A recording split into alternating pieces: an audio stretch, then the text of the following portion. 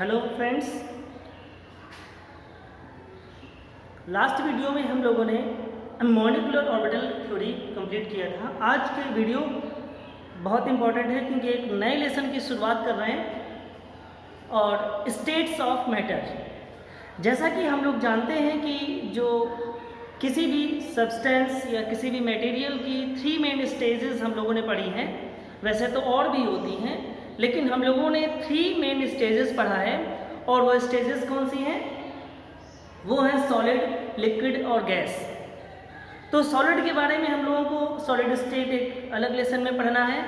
Liquid के बारे में भी हम लोग थोड़ा सा यहाँ पढ़ेंगे। सबसे पहले हम लोग गैसेस के बारे में यहाँ थोड़ा सा स्टडी कर लेते हैं। गैसेस का नेचर क्या होता है, वो उनका जो स्पेसिफिक फीचर्स होते हैं गैसेस के, वो हम लोगों को यहाँ पर पढ़ना है। तो सबसे पहले आपको बता दें सॉलिड की एक खास बात क्या होती है। सॉलिड को आप ऊपर से छोड़ दीजिए तो नीचे की ओर आएगा। क्यों? क्योंकि उसमें ग्रेविटेशनल फोर्स लग रहा है। लेकिन गैसेस की बात क्या है? गैसेस को अगर आप छोड़ दें, नीचे छोड़ेंगे तो गैसेस कहाँ जाती हैं? वो ग्रेविटेशनल फोर्स तो हमको नीचे की ओर अट्रैक्ट करता है, लेकिन गैसेस कहाँ जाती हैं? ऊपर की ओर। कोई भी गैस रिलीज होती है तो कहाँ जाती है? वो ऊपर की अपवर्ड जाती है, ऊपर की ओर जाती है। मतलब गैसेस पर जो ग्रेविटेशनल फोर्स वर्क करता है, गुरुत्वाकर्षण बल कार्य करता है, वो कम होता है, नेग्लिजिबल होता है, नगण्य होता है। गैसेस कहाँ जाती हैं? ऊपर की ओर। तो उन्हीं गैसेस के लिए कुछ रूल्स, कुछ टॉपिक हमको पढ़ने हैं। गैसेस के केस में हमको 3 जो मेन टर्म लेने हैं, वो कौन से हैं? वो हैं आपके टेम्परेचर, प्रेशर और वॉल्यूम।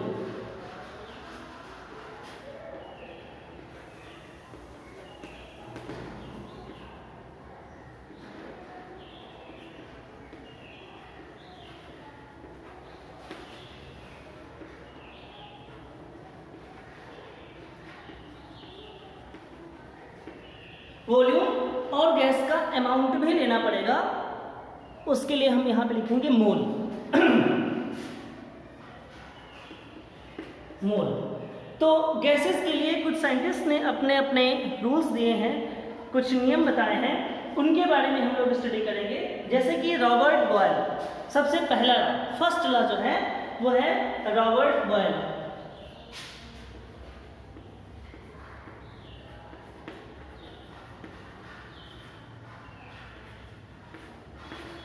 रॉबर्ट बॉयल ने 1662 में गैसेस के लिए एक रूल दिया था। क्या दिया था? वो रूल उन्होंने गैसेस के प्रेशर और वॉल्यूम इन दोनों में रिलेशन बताने के लिए किया था कि किसी गैस का प्रेशर और वॉल्यूम आपस में किस तरीके से एक दूसरे से रिलेटेड हैं। ये बताने के लिए रॉबर्ट बॉयल ने एक रूल दिया था, जिसे कि हम बॉयल्स लॉ कहते हैं। Boyle's law.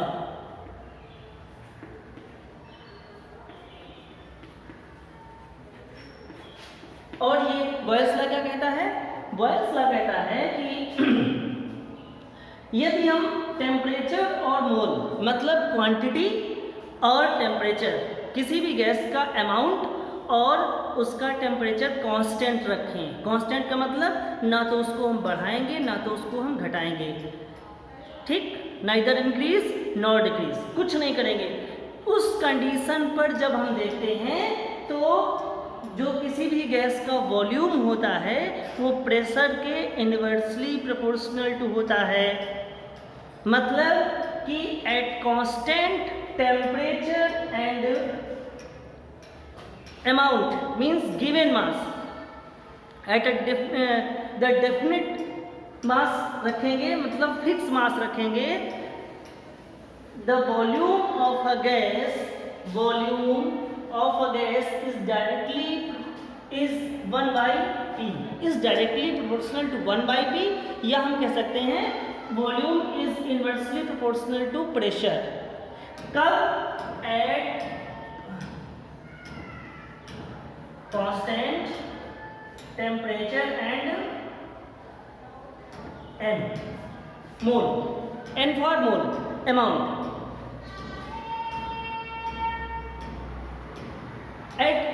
इसका डेफिनेशन भी एक बार देख लें लिखने के लिए। At constant temperature the volume of a given mass of a gas is inversely proportional to its pressure. मतलब वॉल्यूम जो होता है वो प्रेशर के इनवर्सली प्रोपोर्शनल टू होता है। ठीक है, तो वॉल्यूम बढ़ाएंगे तो प्रेशर कम होगा, प्रेशर बढ़ाएंगे तो वॉल्यूम कम होगा। कैसे, यहाँ पर आप देख लेते हैं। जैसे कि मान लेते हैं एक सिलेंडर है,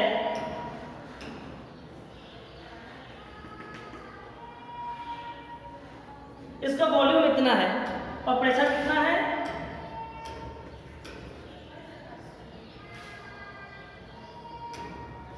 इतना प्रेशर है, प्रेशर इतना है और वॉल्यूम इतना है। ये पिस्टन लगा हुआ है।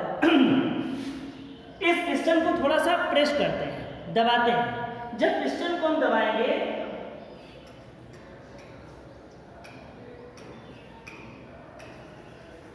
पिस्टन यहां पहुंच जाएगा।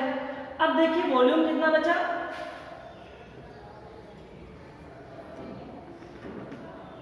वॉल्यूम इतना हो गया और प्रेशर इतना हो गया। कहने के मतलब प्रेशर इंक्रीज हो गया, वॉल्यूम क्या हो गया, डिक्रीज हो गया। So we can say that pressure is inversely proportional to volume या volume is inversely proportional to pressure. But कब, जब किसी भी गैस का अमाउंट मतलब नंबर ऑफ मोल्स और उसका टेम्परेचर क्या हो, कांस्टेंट हो, टेम्परेचर कांस्टेंट होने की कंडीशन में। ठीक, इसको अगर हम किसी ग्राफ की हेल्प से प्लॉट करें तो ग्राफ कैसे बनाते हैं,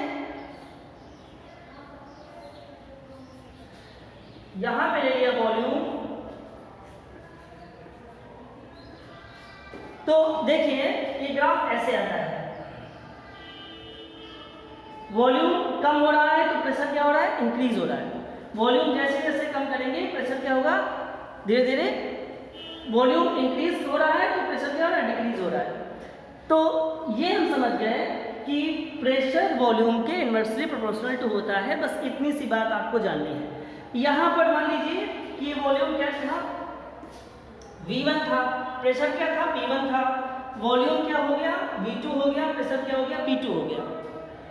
ये बात हमने लिखी है। हम जानते हैं कि V, ये प्रोपोर्शनलिटी का साइन हटाएंगे तो हमें कांस्टेंट लाएंगे। So V is equal to K by P या PV is equal to K, जहाँ पे K क्या है, एक कांस्टेंट है जिसे हम प्रोपोर्शनलिटी कांस्टेंट कहते हैं।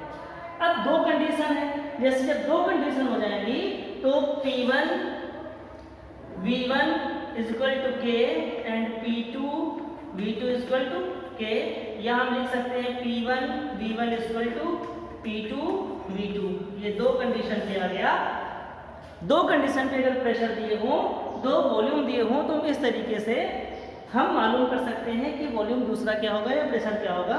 इसमें से जब न्यूमेरिकल आपको दिए जाएंगे तो 3 क्वांटिटी दी गई होंगी और एक आपको छोड़ दिया जाएगा, उसको सॉल्व करना होगा। ठीक है, अब इसके बाद हम लोग बात कर लेते हैं कि इसका फिजिकल जो है, फिजिकल सिग्निफिकेंस क्या है, इस बॉयल्स लॉ का फिजिकल सिग्निफिकेंस क्या है।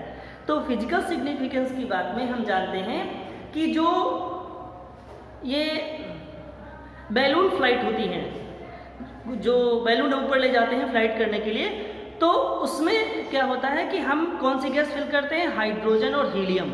तो हम ग्राउंड पर कम फिल करते हैं, मतलब पूरा का पूरा जो बैलून होता है उसको कंप्लीटली फिल्ड नहीं करते।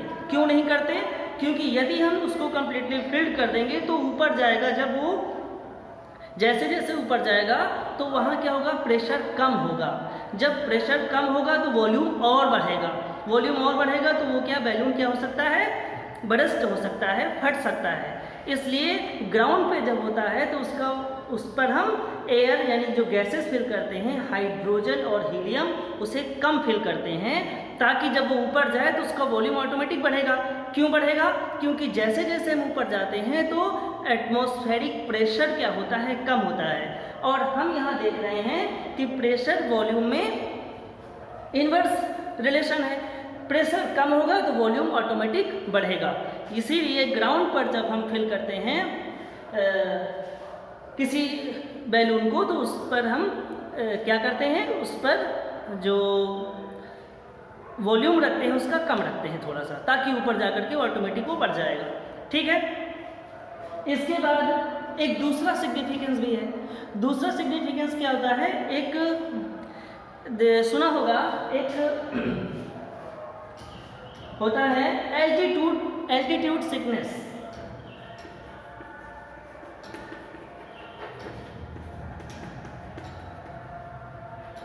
एल्टीट्यूड सिकनेस ये क्या होता है कि जब पहाड़ों पर लोग चढ़ते हैं, जो माउंटेन क्लाइंबर्स होते हैं, जब पहाड़ों पर चढ़ते हैं तो उनको बोला जाता है कि आप धीरे धीरे चढ़ें। क्यों?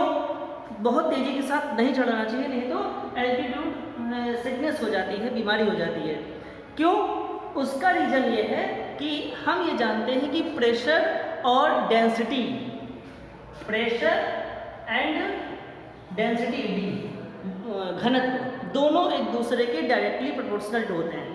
तो जैसे जैसे हम ऊपर चढ़ेंगे किसी भी पर्वत पर, किसी भी माउंटेन पे, जब हम ऊपर जाते हैं तो वहाँ पर प्रेशर क्या होता है, कम होता है। प्रेशर कम होता है तो एयर की डेंसिटी भी क्या होती है, कम होती है, जिससे ऑक्सीजन की अवेलेबिलिटी क्या हो जाती है, कम हो जाती है। तो ज़्यादा तेज़ी से बढ़ेंगे तो हमें ज़्यादा से ज़्यादा ऑक्सीजन वहाँ चाहिए होगा, लेकिन प्रेशर कम होने की वजह से वहाँ पे ऑक्सीजन की डेंसिटी क्या होती है, कम हो जाती है। इसीलिए एल्टीट्यूड सिकनेस हो जाता है। तो बॉयल्स लॉ से ये दो चीज़ें आपको, ये दो जो हैं, एल्टीट्यूड सिकनेस और दूसरा कि जो बैलून फ्लाइट होती हैं उनमें हम एयर कम फिल करते हैं। ठीक है, ये बॉयल्स लॉ यहाँ से कंप्लीट हो गया। इसके बाद भी हम अगला जो टॉपिक होगा वो होगा चार्ल्स लॉ। चार्ल्स लॉ में हम लोग क्या बताएंगे, हम टेम्परेचर और वॉल्यूम, हम प्रेशर को कांस्टेंट कर देंगे, टेम्परेचर और वॉल्यूम में रिलेशन चेक करेंगे। Okay, thank you.